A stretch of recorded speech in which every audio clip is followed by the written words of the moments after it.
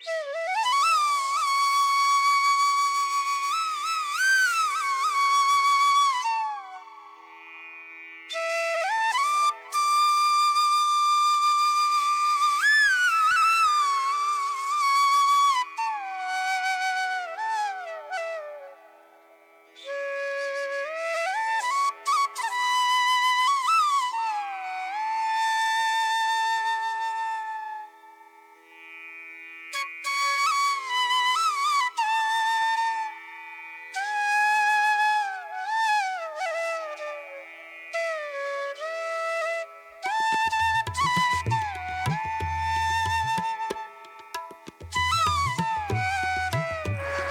મિત્રો, જય માતાજીને, જય શ્રી કૃષ્ણ બધાને. બધાય મજામાં છો ને? અમે પણ બધા મજામાં છીએ.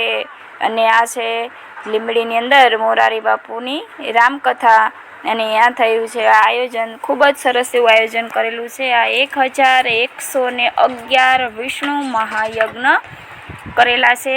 એટલે કે અહીંયા 3 દિવસ આ યજ્ઞ ચાલવાનો છે, સતત ચાલવાનો છે. સવારના 8 થી સાંજના 6 વાગ્યા સુધી 3 દિવસ સતત આ યજ્ઞ ચાલવાનો છે. અને એમાં યજમાનો 1111 બેસવાના છે.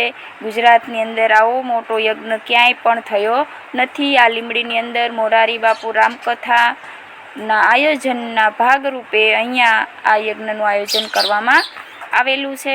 ખૂબ જ સરસ એવું આયોજન છે. અને અહીં આપણે આખા જ યજ્ઞશાળાની પૂરેપૂરી યજ્ઞશાળાની મુલાકાત લઈશું. અહીંયા વૈદિક વિધિ પ્રમાણે પ્રાચીન સમયના ઋષિમુનિઓ જે રીતે દરવાજાના નામ રાખતા, એવી રીતે આ યજ્ઞશાળાના 4 દરવાજા છે.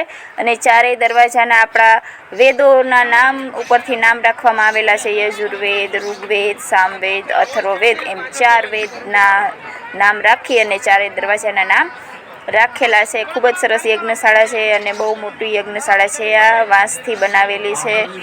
ખૂબ જ મસ્ત પ્રાચીન એવી પદ્ધતિથી બનાવેલી આ યજ્ઞશાળા છે. આપણે એની મુલાકાત લઈએ. શરૂઆત થઈ છે. નામથી સ્ટાર્ટ થયેલું જ હશે. એટલે બે હાથ જોડી આકાશમાં પિતૃઓને વંદન કરો અને આવતીકાલે વિચારીએ છીએ તમારા વડીલોની વંદના કરવાની છે. બધાના વડીલોના મંડપમાં બોલાવવા વિચારી છે. કાલે કહીશ, આજે અત્યારે બે હાથ જોડી